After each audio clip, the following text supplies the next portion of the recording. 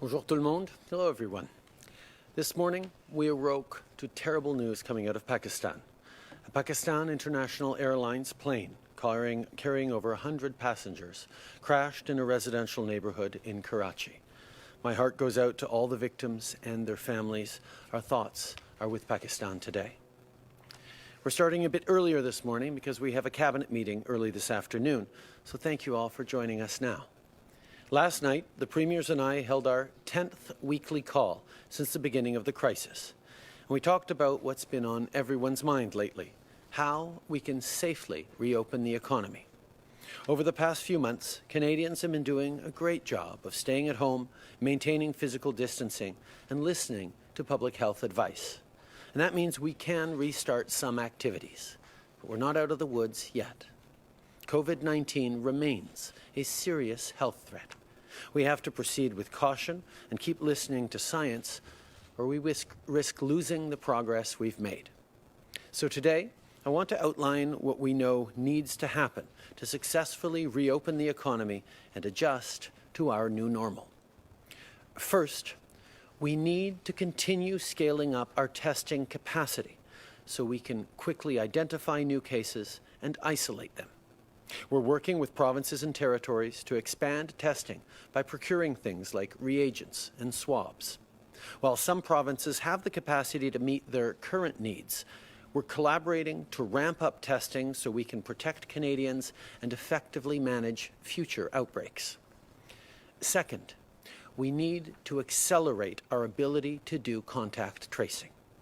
After we've confirmed and isolated new cases, we have to get in touch with everyone who may have been exposed to the virus and make sure they take measures to quarantine and monitor themselves for symptoms or get tested. While provinces and territories are managing testing and contact tracing differently, our government has trained federal employees who can make 3,600 contact tracing calls a day, 7 days a week. Statistics Canada has also an additional 1,700 interviewers ready to go who can make up to 20,000 calls a day. These federal resources are available to assist provinces and territories with any surges or backlogs or challenges they have in contact tracing. We're already helping to make calls in Ontario and stand ready to help anywhere else. Third, we have to ensure that data collected across jurisdictions is shared between provinces and territories. This will help us track the spread of the virus, adapt our response accordingly, and save lives. Aujourd'hui, je veux souligner ce qu'il faut faire pour réussir la réouverture de l'économie et s'adapter à notre nouvelle réalité. Premièrement, on doit continuer d'augmenter notre capacité de dépistage pour qu'on puisse rapidement détecter et isoler les nouveaux cas. Deuxièmement, on doit être capable de retrouver plus rapidement les gens qui ont eu des contacts avec des personnes atteintes de la COVID-19 pour qu'ils puissent s'isoler et surveiller leurs symptômes ou se faire tester. Bien que les provinces et les territoires effectuent le dépistage et la recherche de contacts différemment les uns des autres, notre gouvernement a formé des employés fédéraux qui sont prêts à aider à retrouver les gens qui ont été exposés au virus à travers le pays. Ces employés peuvent effectuer 3600 appels par jour, 7 jours sur 7. En plus, Statistique Canada a rendu disponible 1700 intervieweurs qui pourraient effectuer jusqu'à 20 000 appels par jour. On a déjà effectué ces appels en Ontario et on offre notre aide à tous ceux qui en auraient besoin. Troisièmement, on doit faire en sorte que les données recueillies par les provinces et les territoires soient partagées à l'échelle du pays. Ça va nous aider à suivre la propagation du virus, à adapter notre réponse en conséquence et à sauver des vies. Now, Canada is a vast country, and some regions have been hit harder than others by the pandemic. That's why plans to relax restrictions vary from one jurisdiction to another. But in order for people to move around freely and start getting back to normal life, we have to improve our ability to quickly pinpoint the virus and isolate it. All premiers recognize how important this is, and I want to thank them for their engagement in this issue. Since the beginning of this crisis, all jurisdictions have been working towards one common goal: protecting Canadians. The next phase of our collaborative efforts is on testing, contact tracing, and data collection. And I've told the premiers that the federal government is here to support, facilitate, and fund this important work. Taking strong, collaborative action to expand testing and contact tracing is important for both Canadians and businesses to have confidence that we're on the right foot. They need to know that we have a coordinated approach to gradually reopen that is rooted in science, evidence, and the ability to rapidly detect and control any future outbreaks. Pour que les gens puissent recommencer à se déplacer plus librement et reprendre leur routine, on doit être en mesure de détecter et d'isoler rapidement des nouveaux cas. Tous les premiers ministres savent à quel point c'est important et on partage leur avis. Depuis le début de la crise, tous les ordres de gouvernement travaillent ensemble pour protéger les Canadiens. La prochaine phase de notre collaboration sera axée sur le dépistage, la recherche de contacts et le partage de données. Et comme je l'ai dit à mes collègues à travers le pays, le gouvernement fédéral sera là pour appuyer, faciliter et financer ce travail. C'est important pour les Canadiens comme pour les entreprises de savoir qu'on collabore pour accélérer le dépistage et la recherche des contacts. Les derniers mois ont été très difficiles pour tout le monde parce qu'on passe une période d'incertitude et la vie a basculé du jour au lendemain. On a donc mis en place des mesures pour aider les gens pendant la crise, que vous soyez aux études ou à la retraite, avec ou sans emploi. Si vous avez besoin d'aide, mais vous ne savez pas trop par où commencer, on a un nouvel outil en ligne pour vous aider. Vous n'avez qu'à vous rendre au canada.ca/coronavirus prestations pour y accéder. Vous pouvez répondre à quelques questions et l'outil vous donnera une liste de programmes auxquels vous êtes admissible. Over the past few months, we've set up a number of programs to help everyone from students to parents to seniors get through this crisis. If you need support but you're not quite sure where to start, we now have a new online tool to help you. Just go to canada.ca/coronavirus benefits. You'll find a list of a few simple questions, and the tool will generate an array of programs for which you may be eligible. I want to close today by addressing the significant increase in acts of racism against Asian Canadians. Over the past few weeks and months, businesses, buildings, and statues have been vandalized. People have been verbally abused and physically attacked. It's unacceptable. Hate, violence, and discrimination have no place in Canada. This is not who we are as Canadians. I want to thank those who have stood up against violence and exposed what is happening in our communities. We need to speak out against racism wherever it is found so we can stop it. To Asian Canadians across the country, know that we all stand with you. We will not let hate divide us. Merci tout le monde. Thank you, Prime Minister. We'll now go to the phone for questions. Operator. Thank you. Merci. Première question, Marie-Astelle, Le Devoir. À vous. Oui, bonjour, M. Trudeau. J'aimerais continuer sur la question du dépistage et du traçage. Vous dites donc qu'il y a été question de traçage hier dans votre conversation avec les premiers ministres provinciaux. J'aimerais savoir, on en avait parlé il y a quelques jours, quelques semaines, est-ce que vous en êtes venu à une entente sur une espèce de stratégie nationale de traçage des contacts? Et est-ce qu'il y a eu une entente quant à l'idée d'avoir recours à des applications mobiles pour faire le traçage? Est-ce qu'il y a une entente dans le fédéral et les provinces là-dessus? Et si oui, est-ce qu'on parle d'applications obligatoires ou volontaires? Ou sinon, pourquoi pas d'entente sur une application mobile? Merci. À travers le pays, nous avons maintenant la capacité de faire 60 000 tests de dépistage par jour, mais on n'est pas encore arrivé à ce niveau, en partie parce qu'il y a plusieurs régions qui n'ont pas besoin d'augmenter leur débit de dépistage parce qu'ils ont la situation plus sous contrôle. Et dans d'autres régions, on est là pour appuyer avec les éléments nécessaires. On a parlé aux provinces hier soir et depuis plusieurs semaines maintenant pour savoir exactement quels sont leurs besoins par rapport au dépistage et aussi par rapport à la recherche de contacts. Nous avons, comme j'ai dit, mis sur pied un réseau de fonctionnaires qui sont prêts pour aider les provinces dans leurs besoins de dépistage. Mais la première étape, c'est de bien comprendre quels sont les besoins, quels sont les plans des différentes provinces. On est en train de travailler de proche avec l'Ontario sur la recherche de contacts et on serait là pour aider n'importe quelle autre province qui en aurait besoin. On a juste besoin qu'ils nous fassent une demande pour augmenter le débit de leur recherche de contacts. Par rapport à l'application, on continue de travailler là-dessus et on devrait avoir des choses à dire dans les semaines à venir.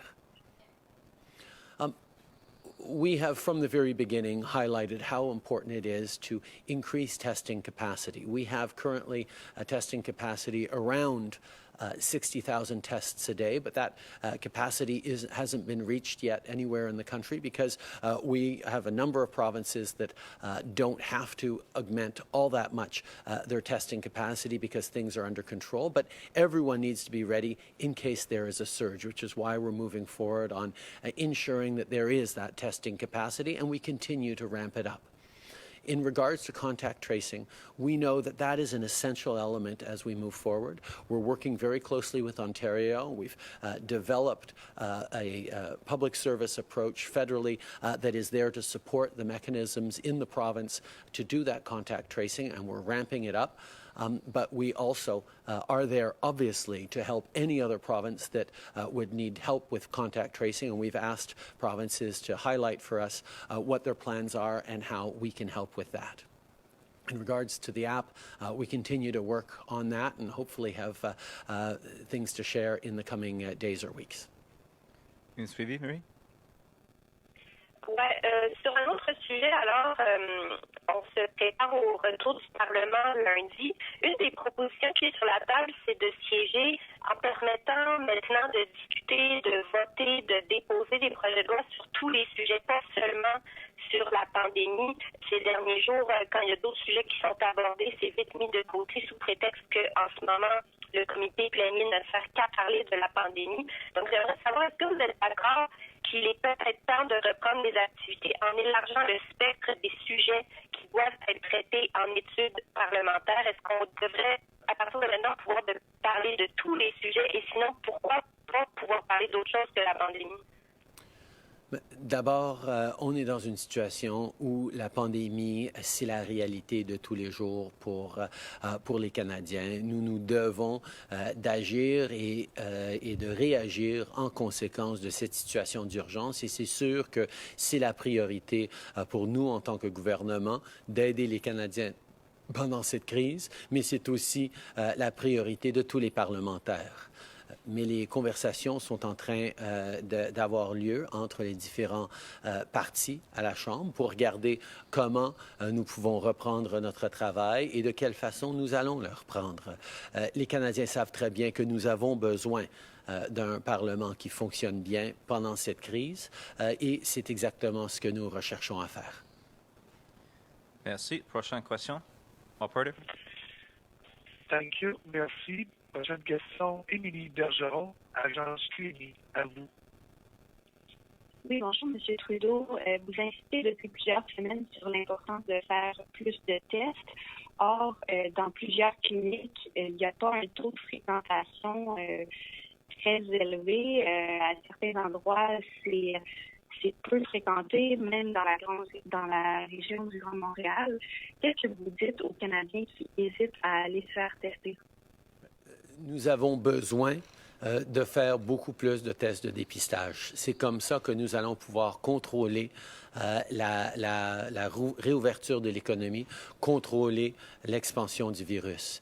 C'est important. Je sais que différentes provinces ont différentes approches, mais nous avons besoin d'augmenter le débit de dépistage. Il y a plusieurs provinces qui sont en train d'étendre la portée des dépistages pour que tous ceux qui voudraient se faire tester puissent le faire.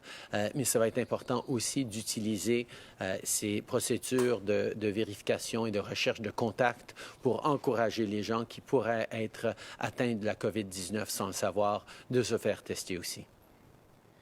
Une suivie? Oui, bien sûr. Avec le taux de chômage qui, on le sait, va augmenter de façon assez fulgurante, considérez-vous d'abaisser les seuils d'immigration et que pensez-vous de cette idée qui a été évoquée du côté du Québec hier? Je pense que c'est important de comprendre qu'on est dans une pause dans notre économie pour l'instant. Il y a énormément de gens qui doivent rester chez eux, qui ne peuvent pas travailler. Mais dès que l'économie recommence à fonctionner, nous allons avoir besoin de travailleurs. Je sais et j'ai énormément confiance que l'économie canadienne va rebondir et les nouveaux arrivants font toujours une partie importante du travail et de la croissance que nous allons avoir. Nous allons continuer de fixer les seuils à des niveaux responsables qui permettent à cette croissance économique, à ces opportunités pour les Canadiens et pour ceux qui arrivent d'outre-mer. Les nouveaux arrivants créent des emplois au Canada. Ça a toujours été le cas et ce sera encore le cas dans l'avenir. Merci. Prochaine question. Operator? Thank you. Merci. Next question, Ryan Tilty, National Post, line open. Yeah, good morning, sir. I'm wondering, the negotiations are ongoing over the reopening of Parliament, which is set to start on Monday. I'm wondering what your position is. Do you want the status quo to continue? Do you want to see some sort of larger Parliament, some sort of hybrid model? What are you looking for? I think we want what Canadians want, to make sure that there is a functioning parliament that will ensure that questions and preoccupations from across the country get heard. There are certainly non-COVID things we could be moving forward on, but I think the focus will always need to be on this exceptional situation we're in and our government's and our country's response to that. Those discussions continue to be ongoing, and I know that all parties are united in wanting to ensure that we continue, as we have been, to demonstrate that our democracy is strong and our institutions are functioning, not just despite the crisis, but because of the crisis. Okay. Évidemment, il y a plusieurs enjeux dont il va falloir qu'on discute dans les semaines à venir. Pas toutes sont directement liées à la COVID-19, mais la priorité restera toujours cette crise, cette pandémie dans laquelle nous sommes en train de vivre actuellement. Nous continuons les discussions avec les autres partis parce que tout le monde sait qu'on doit avoir un Parlement qui continue à fonctionner. Ça fait plusieurs semaines maintenant qu'on siège 3 fois par semaine. On va continuer de vouloir faire le travail important pour assurer qu'on est en train de faire les bonnes choses pour aider les Canadiens d'un bout à l'autre de ce pays. Thank you. Ryan, next question. Yeah, I'm just wondering, sir, do you envision an end to the virtual parliaments and more sessions in person? Do you see some sort of hybrid model? What do you physically expect Parliament to see in the coming weeks? And do you think it should extend its sitting through the summer? These are conversations that are ongoing between all party leaders. I think obviously we will be physically present in reduced numbers regardless of what the final decision is by all parties. There will have to be a way for parliamentarians across the country to express the concerns and ask questions on behalf of their constituents. These are the kinds of things that we're working out. And I know just as we have been able to sit over the past weeks 3 times a week and continue the functioning of our Parliament, we will be able to continue that into the coming weeks. De la même façon que nous avons pu répondre aux questions et assurer que les Canadiens de tous les coins du pays soient représentés au Parlement depuis les dernières semaines, nous allons continuer de travailler pour assurer que notre démocratie fonctionne bien dans les semaines à venir. Thank you. We'll take one more question on the phone. Thank you. Merci. Next question, Jordan Press, the Canadian Press. Line open. Good morning, Prime Minister. Just on the contact tracing, can you provide some specifics about the timelines that your government is going through to make sure that all these separate efforts in provinces are actually consistent, not siloed, and that the federal government is actually making sure there's a national effort to ramp up testing? Well, we know that part of the reopening of the economy will involve Canadians traveling more within their provinces and potentially across the country. That's why we need to have a national approach that is going to be able to have comparable data right across the country and comparable tools. Even in regions where the spread of the virus seems very much under control right now, there could be a resurgence. And when that happens, we need to be able to respond quickly and comprehensively. And that's very much what the federal government is working on. We know, and we've heard from provinces, that contact tracing is a challenge in terms of delivering the bodies necessary to make the phone calls, to trace everyone a positive test could have been in contact with in the previous days. That's why we've put forward the logistical support to be able to deliver that to any province across the country. And a follow-up, Jordan? As my follow-up, I want to go to something else. Last week, the Premier of Nova Scotia said he would wait and see whether Ottawa is willing to hold a public inquiry into the mass shooting in his province. So very simply, Prime Minister, will you commit that your government will lead an independent public inquiry into the shooting?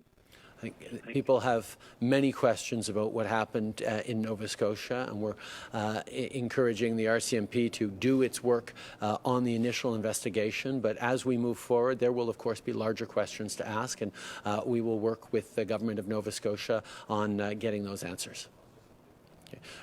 Nous savons que la GRC doit continuer de faire son enquête sur ce qui s'est passé précisément en Nouvelle-Écosse, mais évidemment, il y aura de plus grandes questions et le gouvernement du Canada est tout à fait ouvert à travailler avec le gouvernement de la Nouvelle-Écosse pour trouver ces réponses-là.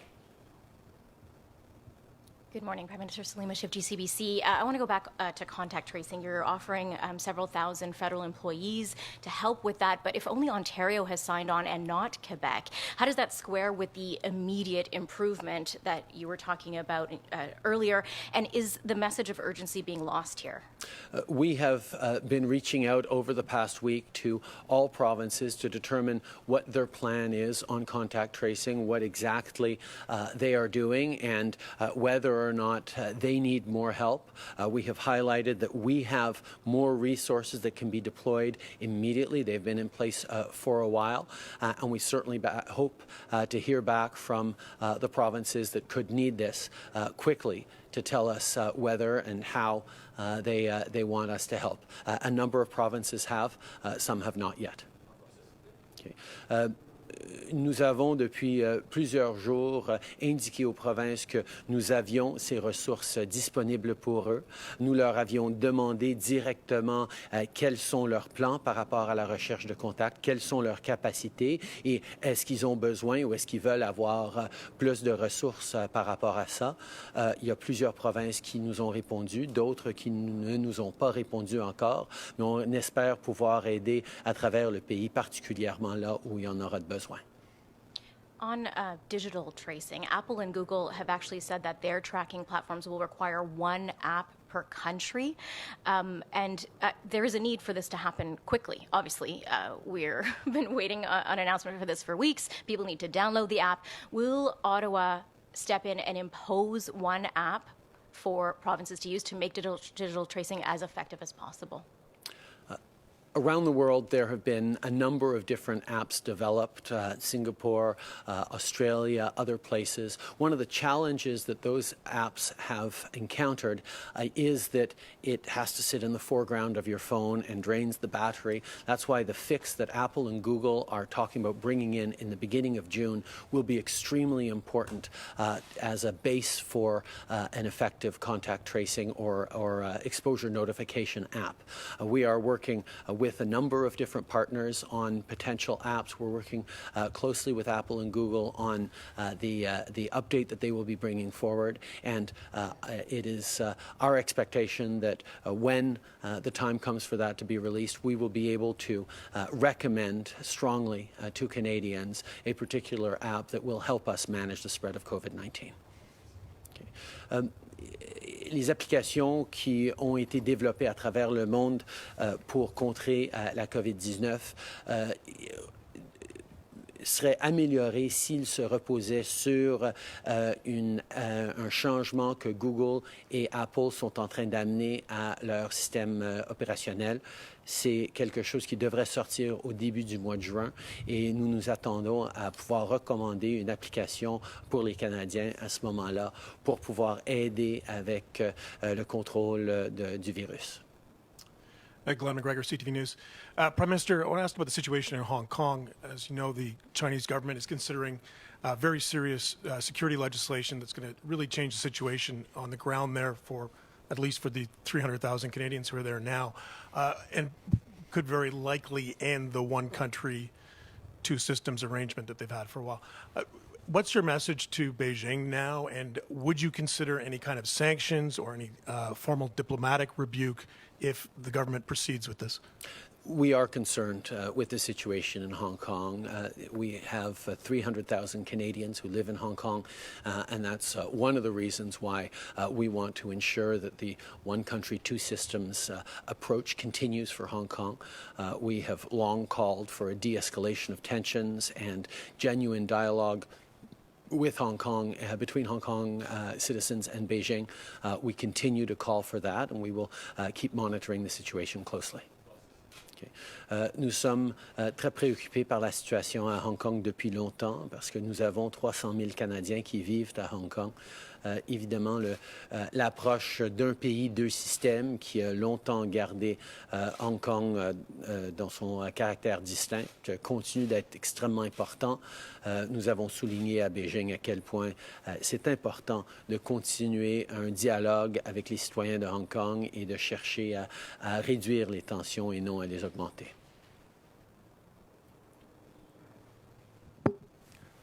Steve Chase, Globe and Mail. Prime Minister, I want to ask you what you're doing to protect the intellectual property that's being generated by this $1.2 billion you poured into COVID-related research. One of Canada's spy agencies, CSIS, sent a note to bulletin to university researchers and academics warning them that there are increased risks right now, and particularly because people are working from home, particularly because there's a lot of international collaboration taking place. The FBI sent out a similar warning, but unlike Canada, they actually identified the country they're most concerned about as China. So my question for you is, what are you doing to protect us? Can you tell us anything about the breaches that have taken place so far? And are you going to build some kind of international coalition with other countries to confront China?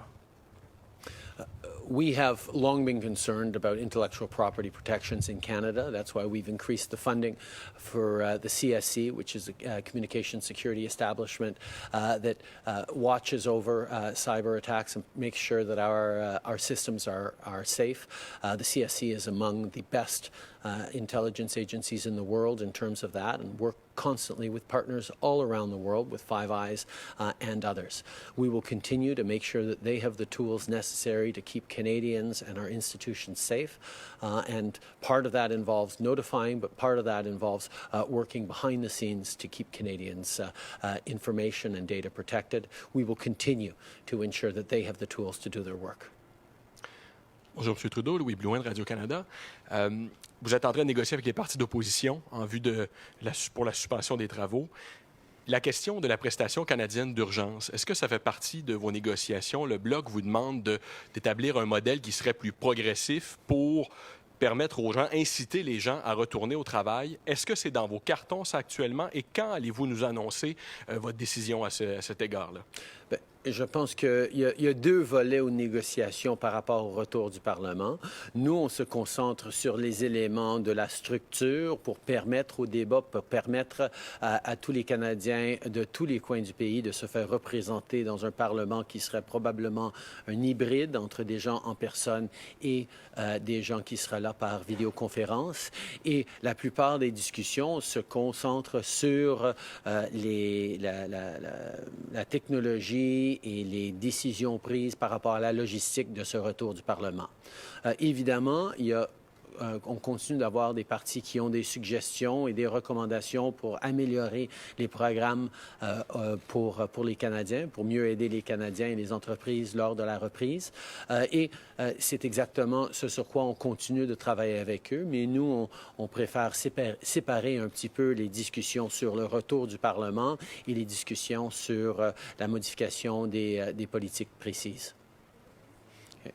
I think there are two things that are being discussed that are a little bit blended in some people's views that we tend to keep a little more separate. There are reflections on how Parliament is coming back, how we will ensure that our institutions and democracy continues to function strongly as it has over the past few weeks with 3 sessions a week.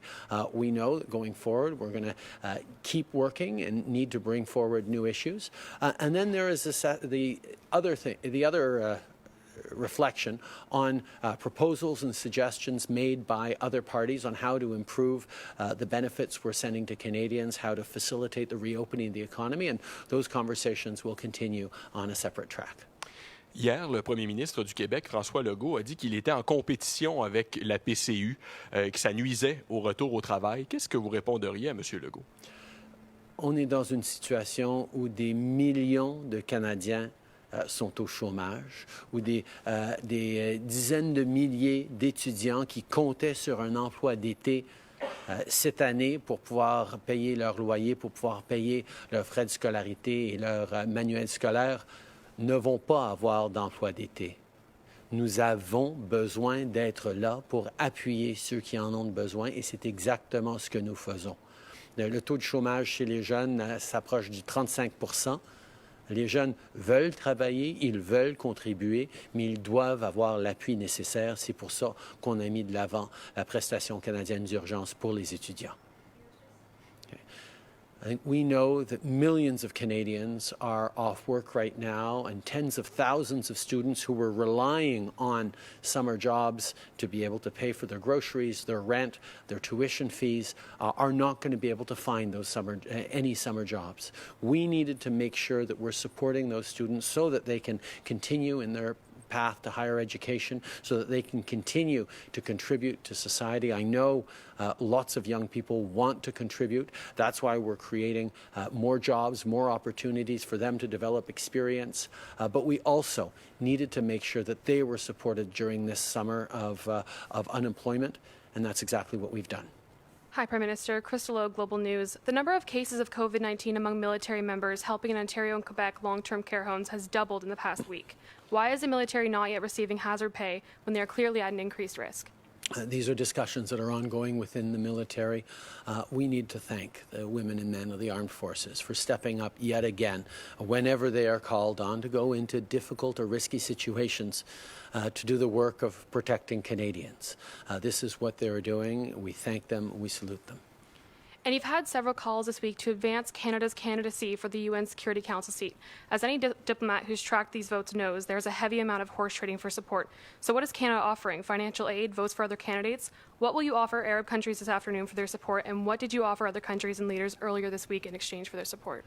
From the beginning, Canada has framed our engagement for the UN Security Council as a means to an end. And what we are doing is demonstrating how we see the importance of multilateralism around the world, how we see a need to work together across borders to improve the situation both during this COVID crisis and contribute to a better world moving forward. Canada's voice is one that brings people together on the world stage, and we will continue to play a significant role. We are big enough to make a difference on the Council, but small enough to know that we can't do it alone. our capacity to pull people together, to represent and reflect the diversity of the planet within our own population and make that diversity and difference a source of strength, not just within Canada, but in our multilateral organizations, is why we know that Canada has an important role to play and Canadians have an important voice that needs to be heard on the UN Security Council going forward. Le Conseil de sécurité des Nations unies n'est pas un but en soi, c'est un moyen pour les Canadiens de continuer d'avoir un impact positif dans le monde. Nous croyons de façon profonde dans le multilatéralisme. Pendant cette crise, nous avons besoin de travailler ensemble, mais quand on pense au monde que nous allons créer en sortant de cette crise, nous avons besoin d'avoir des pays de valeurs, des pays de principes, mais des pays aussi qui peuvent rassembler diverses voix autour de la planète pour travailler ensemble, que ce soit sur les changements climatiques, que ce soit sur les investissements économiques dans des pays en voie de développement, que ce soit au niveau de la technologie et des sciences. Nous avons un rôle à jouer et les Canadiens au sein du Conseil de sécurité vont avoir un impact positif dans le monde. C'est ce que je souligne quand je parle à d'autres leaders pendant qu'on parle des défis comme la COVID-19 et la croissance économique et les changements climatiques qui sont aussi à l'ordre du jour lors de mes conversations. Merci tout le monde.